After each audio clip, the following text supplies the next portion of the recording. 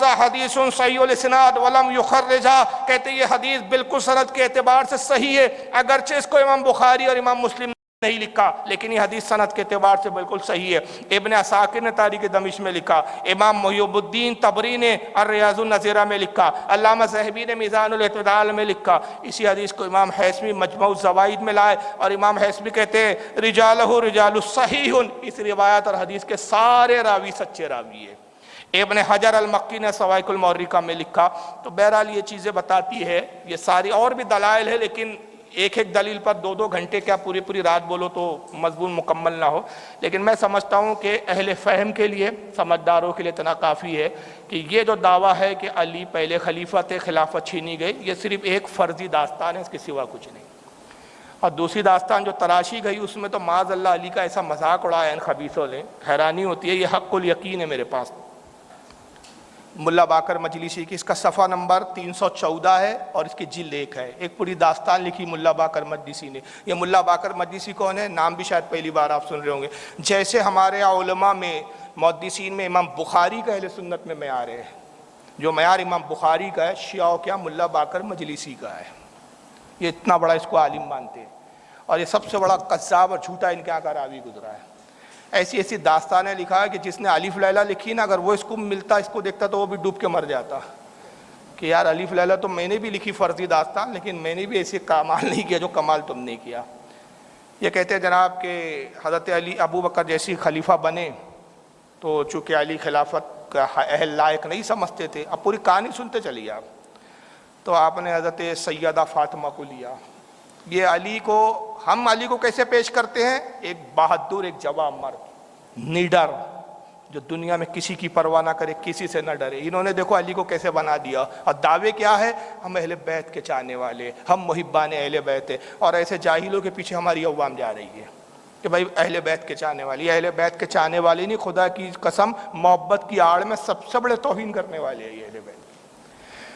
حضرت علی نے حضرت سیدہ فاطمہ کو لیا، امام حسن اور حسین کو لیا، سیدہ فاطمہ کو خچر پہ بٹھایا، حسن اور حسین کو ساتھ میں لیا، حسین کو گود میں لیا، حسن کی انگلی پکڑی۔ رات میں آپ نکلتے اور ایک ایک کے دروازے پر گئے، دروازہ کھٹکھٹائے، جس صحابی کا دروازہ کھٹکھٹاتے کھولتے باہر نکلتے، کہتے اے لوگو تم دیکھ رہے ہو ابو بکر خلافت کے تخت پر جبرن جا کے بیٹھ گیا ہے، خلافت میرا حق ہے، رسول اللہ نے مجھے خلیفہ بنایا تھا۔ کیا عید غدیر میں حضور نے نہیں کہا تھا من کنت مولا فہذا علی مولا، جس کا میں مولا علی اس کے مولا۔ حضور نے میرے بعد اپنے بعد مجھے مولا کہا، تو گویا میں خلیفہ ہوں، میری خلافت چھین لی گئی، میرا ساتھ دو، اور میرا ساتھ دو چاہ کے ہم ابو بکر کے خلاف کھڑے ہو جائیں۔ لوگوں نے کہا ٹھیک ہے علی، ہم وعدہ کرتے ہیں، آپ واقعی خلافت کے حقدار آپ ہی ہیں، آپ ہی کا حق ہے، آپ حضور کے داماد بھی ہے، آپ حضور کے چچا زاد بھائی بھی ہے، آپ اسی خاندان کے، قربت آپ کی زیادہ رسول اللہ سے، خلافت آپ ہی کا حق ہے، یقیناً ہم آپ کا ساتھ دیں گے۔ پھر دوسرے دروازے پہ جاتے ایک ایک سے جیسے بھیک مانگ رہے ہو، اس طرح پیش کیا علی کو معاذ اللہ۔ سب نے وعدہ کیا، آپ نے کہا اچھا سب فجر میں جمع ہو جاؤ تاکہ ایک لشکر ترتیب دیا جائے۔ ملا باقر مجلسی صاحب کہتے ہیں جب صبح ہوئی تو کوئی بھی نہیں آیا۔ پھر آپ ایک ایک کے دروازے پہ گئے، پھر آواز دی تو انہوں نے کہا ہم رات میں شب میں آئیں گے، دن میں آتے ہوئے ہم کو شرم و حیا آتی ہے کہ ہم پہچانے نہ جائیں، ہم چاہتے ہیں کہ خاموشی کے ساتھ یہ کام ہو۔ کہا اچھا ٹھیک ہے رات میں آؤ۔ کہتے پھر رات میں جو لوگ آئے تو کل 24 لوگ آئے۔ کتنے لوگ آئے؟ 24۔ حضرت علی نے کہا بس اتنے ہی لوگ؟ اتنے لوگوں کو لے کر اتنی بڑی تعداد جو ابو بکر کے فیور میں ہے، ان سے کیسے لڑا جا سکتا ہے؟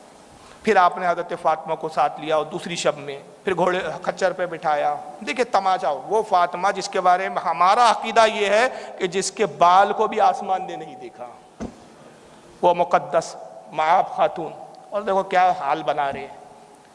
خچر پہ بٹھایا حضرت فاطمہ کو، پھر لے کے کہا لوگو میں تمہارے درمیان نبی کی بیٹی کو لایا ہوں، کچھ تو لحاظ کرو نبی کی بیٹی کا۔ حضرت فاطمہ کہتی تھی کہ میرے شوہر علی یہی خلافت کے لائق ہے، وعدہ کرو کہ تم علی کا ساتھ دو گے۔ سب وعدہ کرتے ہیں۔ حضرت علی نے کہا اچھا رات میں سب جمع ہو جاؤ۔ کہتے پھر دوسرا جب شب آئی تو کتنے لوگ آئے؟ 44 لوگ آئے۔ چلو 24 سے کچھ بڑھ گئے، پھر تھوڑی سی ترقی ہوئی، 44 ہو گئے 24 سے۔ تیسری شب آئی، حضرت علی نے کہا نہیں 44 سے بھی کام جمے گا نہیں، اور اتنی کم تعداد، گویا اس بات کا مجھے اندیشہ ہے کہ تم مجھے دھوکہ نہ دے دو، این جنگ کے موقع پہ بھاگ جاؤں گے، تب میں یقین میں اس وقت کروں گا کہ اب جب تم کل شام میں رات میں جمع ہو تو اس حال میں آنا کہ اپنے سروں کو منڈا کر آنا، سروں پہ بال نہیں ہونا چاہیے، منڈن کرا کے آؤ۔ اگر تم نے اپنے سروں کے بال منڈا دیے تو گویا میں یہ سمجھوں گا کہ سروں کے بال کو منڈانے کا مطلب یہ ہے کہ تم میرے لیے سر بھی کٹا سکتے ہو، جب بال کٹا سکتے ہو تو سر بھی کٹا سکتے ہو۔ جب علی یہ کہہ کر چلے گئے تو ملا باقر مجلسی صاحب ان کے کہتے ہیں کہ تیسری شب میں صرف 4 لوگ آئے، 44 میں سے 40 غائب ہو گئے، 4 سر منڈا کے آئے، باقی سب آئے، کون سر منڈائے گا بھائی؟ اور وہ 4 کون تھے؟ نام سن لیجئے، ان کا نام ہے سلمان، ابو ذر، مقداد، عمار۔ صرف یہ 4 تھے، اور پھر یہ اصول کافی میں لکھا جاتا ہے کہ گویا یہ 4 تھے جو ایمان پر رہے، ان 4 کے علاوہ جتنے تھے سب اسلام سے پھر کر مرتد اور کافر ہو گئے۔ معاذ اللہ، استغفر اللہ۔ کیا مذاق بنا کے رکھا ہے یار۔ نوح علیہ السلام تبلیغ کرے تو کم سے کم 83 تو ایمان والے ہیں، عیسیٰ علیہ السلام تبلیغ کرے تو کئی بڑی تعداد ان کی بھی ماننے والوں کی ہے، موسیٰ علیہ السلام کی قوم کی تو ہزاروں میں تعداد ہے، جو سب سے افضل ترین نبی ہے، جو تمام نبیوں کا سردار ہے، ابھی انتقال کیے 2-4 دن ہوئے، سب کے سب کافر ہو گئے۔ تو تمہارے ابا جان لڑنے گئے تھے، پھر یہ ایران تمہارے ابا نے فتح کیا تھا، عراق تمہارے باپ نے فتح کیا تھا، یہ لوگ کون تھے؟ ہم تک اسلام کس نے لایا؟ تم پھٹیچروں سے آیا، تم تو ساری زندگی سینے پیٹنے میں رہ گئے، تم اسلام ہم تک پھر پہنچا کیسے جناب؟ سب مرتد ہو گئے تھے، سب کافر ہو گئے۔ حضرت علی کو جلال آیا کہ صرف 4 لوگ، تم ہی اصل میں میرے شیعہ ہو، تم ہی میرے اصل میں چاہنے والا گروہ ہو۔ آپ کو جلال آیا اور پھر آپ نے کہا کہ میں اللہ کی پناہ چاہتا ہوں اور میں ان سے بیزار ہوں۔ تبھی خبر آتی ہے کہ ابو بکر ایک قرآن لکھوا رہے ہیں۔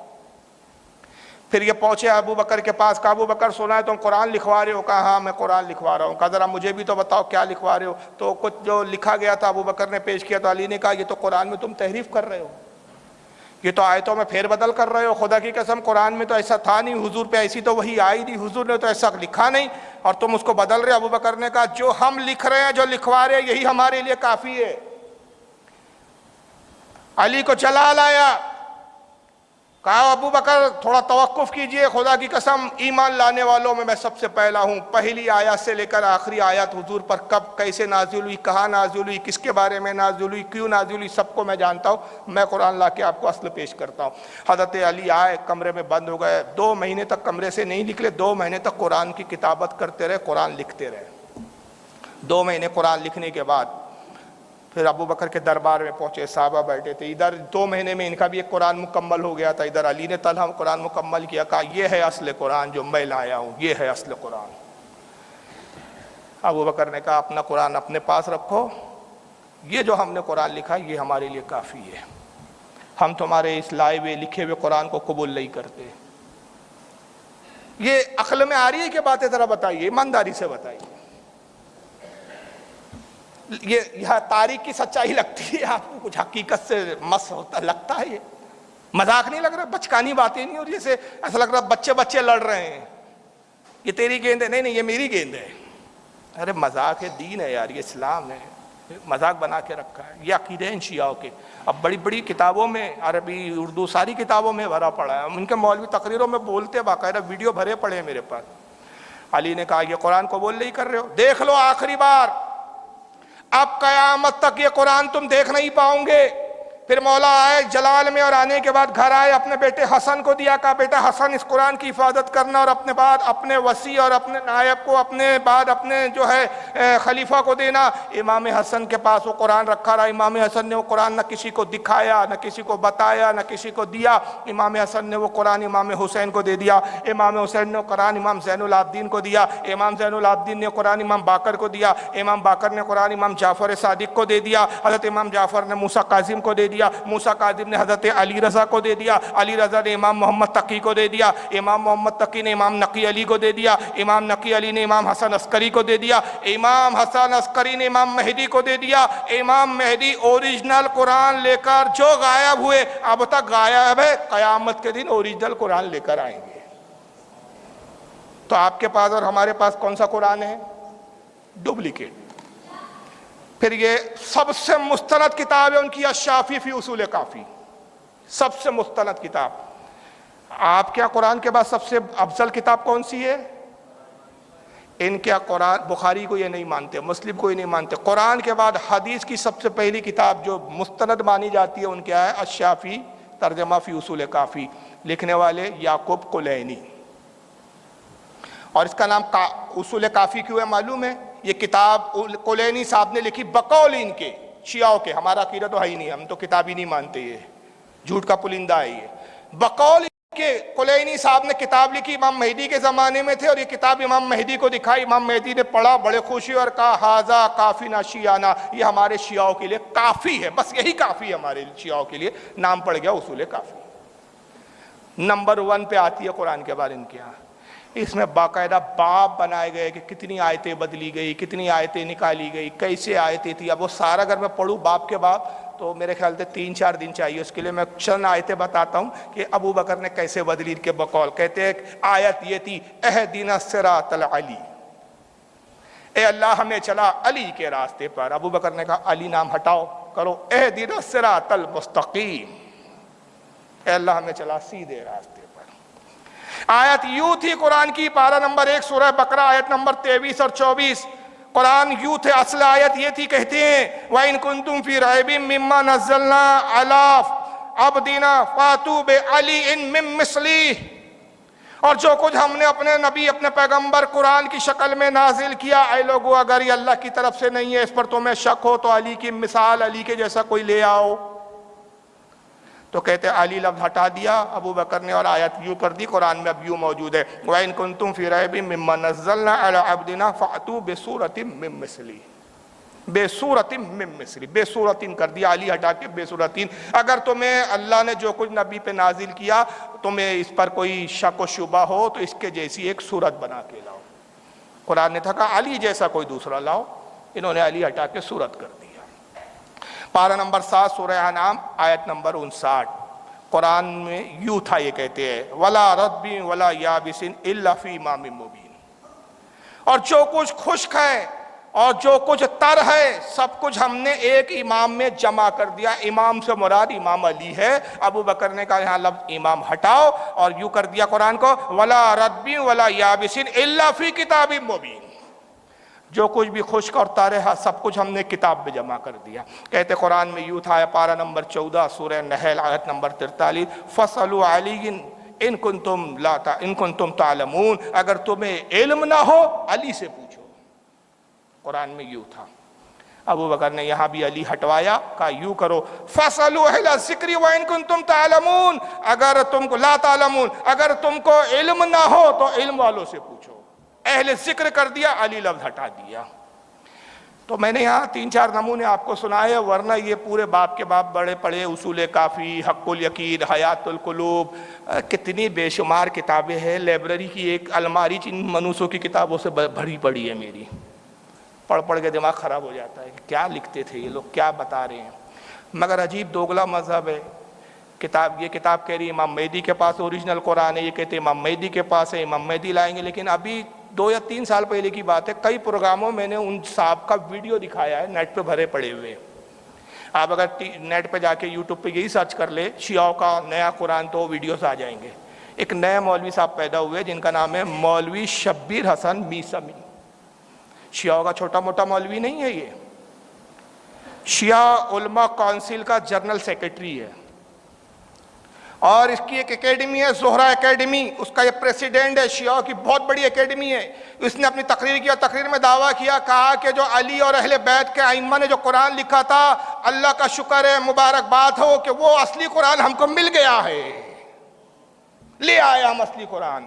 اور ہم نے اس قرآن کو کیا کیا، برٹش میوزیم لائبریری برٹین میں بھیجا ہے تاکہ وہ تحقیق اور چیک کرے کہ یہ کاغذ اسی زمانے کا ہے. اس میں کچھ چیزیں مسنگ ہے، وہ ساری چیزیں مسنگ جب ایک ساتھ ہو جائیں گی، جمع ہو جائیں گی تو ہم بڑے فخر کے ساتھ قوم کے سامنے، مسلمانوں کے سامنے وہ اوریجنل قرآن پیش کریں گے اور کہیں گے لیجئے شیعوں کا ایک بڑا کارنامہ کہ انہوں نے 1400 سال کے بعد اصل قرآن لا کے آپ کو دے دیا ہے. تو اس کے جواب میں نے تقریروں میں کہا ہے اور وہی جواب دے رہا ہوں کہ یار تمہارے عقیدے کا کچھ پیندہ ایک طرف کرے امام مہدی لے گا، ایک طرف تم کو مل گیا تو مل گیا، تو امام مہدی کے پاس پھر کون سا ہے؟ اور تمہیں مل گیا تو پھر امام مہدی کے پاس ہے کہ نہیں ہے؟ تو یہیں پہ تم طے تو کر لو پہلے ہے کیا. ہمارا تو عقیدہ یہ ہے کہ قرآن کی آیتیں بدلنا تو بہت دور کی بات ہے، قرآن کے پورے پورے لفظوں کو بدلنا تو دور کی بات ہے، خدا کی قسم قرآن کا زیر و زبر بھی نہیں بدلا گیا ہے۔ وجہ کیا ہے؟ قرآن خود اعلان کرتا ہے ذالک الکتاب لا ریب فیہ، یہ وہ بلند رتبہ کتاب، اس میں کوئی شک کی جگہ ہی نہیں، کوئی شک نہیں ہے۔ اور کیوں نہیں بدلا جا سکتا؟ پچھلی کتابیں بدلی گئی، لوگ کہیں گے قرآن کیوں نہیں بدل سکتے؟ بھائی توریت بھی تو بدلی، انجیل بھی تو بدلی، زبور بھی تو بدلی، جب زبور بدلی جا سکتی ہے، انجیل بدلی جا سکتی ہے، توریت بدلی جا سکتی ہے، تو قرآن بھی بدلا ہوگا، اس میں کون سی بڑی بات ہے؟ میں کہتا ہوں یہی تو بڑی بات ہے قرآن کی، یہی تو خاصیت ہے قرآن کی کہ پچھلی کتابیں نبیوں نے خود مانگی تھی، نبیوں نے مطالبہ کیا اللہ ہمیں قانون دے، ہمیں کتاب دے، امتوں نے کہا اے نبی کتاب لائیے، موسیٰ کی قوم نے کہا کتاب لائیے، عیسیٰ کی قوم نے کہا کتاب لائیے، داؤد کی قوم نے کہا کتاب لائیے، جن جن نبیوں کی قوموں نے مطالبے کیے، نبی نے اللہ سے عرض کیا، اللہ نے کتاب دے دی، تو اللہ نے کہا کہ اے پیغمبرو تم کتاب خود مانگ رہے ہو تو اب حفاظت بھی تمہارے ذمے ہے، حفاظت بھی تم ہی کرنا ہے، حفاظت کا ذمہ بھی تمہارا ہے۔ اگر قرآن رسول نے مانگا نہیں، رسول نے مطالبہ نہیں کیا، قوم نے نہیں مانگا، اللہ نے خود عطا کیا اور کہا اے حبیب چونکہ کتاب ہم دے رہے ہیں، اِنَّا نَحْنُ نَزَّلْنَا الذِّكْرَ وَإِنَّا لَهُ لَحَافِظُونَ، اے حبیب ہم اس کو دے رہے ہیں، ہم اس کی حفاظت کا ذمہ لے رہے ہیں، ہم دے رہے ہیں تو حفاظت بھی ہم کریں گے۔ جب اللہ خود وعدہ فرما رہا ہے کہ ہم حفاظت کرنے والے ہیں تو پھر اس کا زیر و زبر کیسے بدلا جا سکتا ہے؟ خدا کی قسم قرآن ویسا ہی ہے جیسا حضور پہ نازل ہوا، جیسا حضور نے بتایا، نہ زیر بدلا گیا نہ زبر بدلا گیا، اس لیے کہ اگر قرآن بدلا جا سکتا تھا تو اس کا دنیا بھر کے لوگ آج جواب لا چکے ہوتے، آج بھی قرآن کی ایک آیت کا کوئی جواب نہیں لا سکا۔ صرف اس پر ایک بات عرض کروں، بات یاد آ رہی ہے، تھوڑا سا آج برداشت کر لیں کہ ابن مقفع ایک بہت بڑا ادیب گزرا ہے عرب کا، قوم کے مشرکین جمع ہوئے اور کہا کہ قرآن چیلنج کرتا ہے وَإِن كُنتُمْ فِي رَيْبٍ مِّمَّا نَزَّلْنَا عَلَىٰ عَبْدِنَا فَأْتُوا بِسُورَةٍ مِّن مِّثْلِهِ، اگر تمہیں قرآن کے اللہ کی طرف سے ہونے میں شک ہو اس کے جیسی کوئی کتاب یا ایک سورت لے آؤ۔ تو بہت بڑا ادیب ہے، عالم ہے، تو ایک قرآن کی ڈپلیکیٹ، قرآن کی ٹکر کا کوئی کلام بنا، ہم پیش کریں گے مسلمانوں کے سامنے۔ ابن مقفع میں نے کہا کون سی بڑی بات ہے، بہت بڑا شاعر، بہت بڑا ادیب تھا، لیکن قرآن اس نے پڑھا نہیں تھا اس سے پہلے، اس کو اپنے علم پہ بڑا گھمنڈ تھا۔ ابن مقفع نے کہا کون سی بڑی بات ہے، میں قرآن سے بہتر کلام پیش کر سکتا ہوں معاذ اللہ، مگر میری ایک شرط ہے۔ کہا کیا؟ کہا جنگل میں ایک چھوٹا محل بنا کر دو، میں وہاں تنہا رہوں گا، بالکل پرسکون ماحول چاہیے، کوئی ڈسٹربینس نہیں ہونا چاہیے، میرے خادم اور غلام ہو، کھانے کا انتظام ہو، پینے کا انتظام ہو، میری ضرورت کی چیزیں ہو، کاغذ قلم سب رکھ دو، 1 مہینے کی مہلت دو، 1 مہینے میں قرآن سے بہتر کلام لکھ کر پیش کر دوں گا۔ قوم نے کہا اگر تو نے کر دیا ہم تجھے مالوں میں تول دیں گے، سونے اور ہیرے جواہرات سے تول دیں گے۔ بہت پیسے کا لالچ دیا، ایک محل تعمیر ہوا اس کے لیے باقاعدہ، آبادی سے دور، کاغذ قلم دوا سب دے دی گئی، کاغذ کے انبار دے دیے گئے۔ ابن مقفع بیٹھا، کہا لاؤ قرآن پہلے دیکھو تو کہ محمد کا قرآن کیا کہتا ہے، تاکہ اس کی ٹکر میں پھر میں جواب لکھوں۔ قرآن پڑھنا شروع کیا، لکھنا شروع کیا، اب قرآن کا جواب لکھ رہا ہے معاذ اللہ۔ پھر غلاموں سے 2-3 دن کے بعد کہا دیکھو جو کھانا لاتے ہو نا، تو جتنی دیر تم آتے ہو کئی بار ایسا ہوتا ہے کہ میں کچھ چیز سوچ رہا ہوتا ہوں، تمہارے آنے سے وہ چیز بھول جاتا ہوں، تو تم میرے سامنے مت آیا کرو، کھانا جو ہے دروازہ بند کرتا ہوں میں، نہ مجھے کوئی ڈسٹرب کرے، ہگنے متنے کا سب انتظام، میں نے اس زمانے میں بول سکتے ہیں کہ اٹیچ باتھ روم وغیرہ سب تھا اس کا، بھائی سب میں یہیں دیکھ لوں گا، تم کھیڑ میں سے، دروازے کی کھیڑ میں سے پلیٹ دے دیا کرو، کھا کے میں کھسکا دیا کروں گا۔ غلاموں نے کہا ٹھیک ہے آقا۔ اب روزانہ کھانے کی پلیٹ جاتی تھی، واپس آتی ہی نہیں تھی، کھانے کی پلیٹ جائے واپس نہیں آئے، لوگ کہتے کھا کے رکھ لیتا ہوں گا۔ بیٹھا ہے، 1 مہینہ گزرتا رہا، عرب کے لوگ اب انتظار کر رہے، ایک گھڑی گن رہے بھائی کب وہ دن آئے، کب وہ دن آئے کہ ہم جائے ابن مقفع سے کتاب لائے، پھر مسلمانوں کو پیش کرے، دیکھو بھائی قرآن سے بڑھ کر ہم نے کلام لایا ہے۔ 1 مہینے کے بعد پورے قوم بڑے خوشی کے ساتھ پورے سردار عرب پہنچے، دروازہ کھٹکھٹایا، دروازہ نہیں کھلا، زور سے ٹھوکا، دروازہ نہیں کھلا، شور کیا، چلانا شروع کیا، آئے ابن مقفع دروازہ کھولو ہم آئے ہیں، دروازہ نہیں کھلا۔ لوگوں نے کہا مر تو نہیں گیا؟ غلاموں سے پوچھا کیا حال ہے؟ کہا بھائی کئی دنوں سے پلیٹ جا رہی ہے واپس نہیں آ رہی ہے۔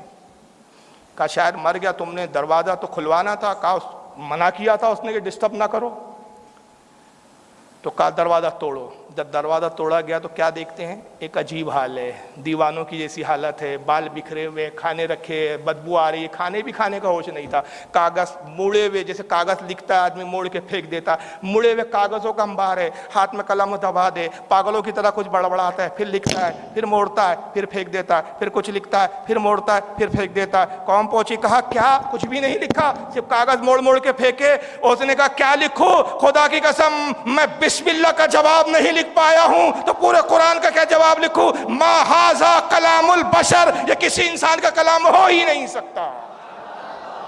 دیوانہ ہو گیا ہوں میں، پاگل ہو گیا ہوں، ایک مہینے میں بسم اللہ کا جواب نہیں لکھ سکا تو پورا قرآن کا جواب کہاں سے لاؤ؟ کون سی کتاب لائے ہو تم؟ بدبخت ہو، تم نے اس کتاب کے ذریعے تو مجھے آزمائش میں ڈال دیا۔ تو بڑے بڑے جواب نہ لا سکے اور یہ کہتے قرآن بدل دیا گیا۔ تو یہ سب جہالت کی باتیں ہیں۔ چلیے اس کے بعد کا بیان انشاءاللہ کل ہوگا کیونکہ وقت ہو گیا، حالانکہ ابھی 2-3 الزامات اور باقی ہے۔ حالانکہ جب میں پوائنٹس تیار کرتا ہوں تو مجھے لگتا ہوں کہ یار پتہ نہیں 1-1.5 گھنٹے میں بھی یہ شاید کور ہو جائیں گے، وہ چھوٹے سے باتیں ہیں، لیکن جب باتیں نکلتی ہے پھیلتے جاتی ہے۔ میرے خیال سے 2 گھنٹے ہو گئے یا 2.5 گھنٹے کتنے ہو گئے بھائی؟ 2.5 گھنٹے ہو گئے اور ابھی میرے پوائنٹس کے حساب سے آدھی تقریر بھی نہیں ہوئی ہے۔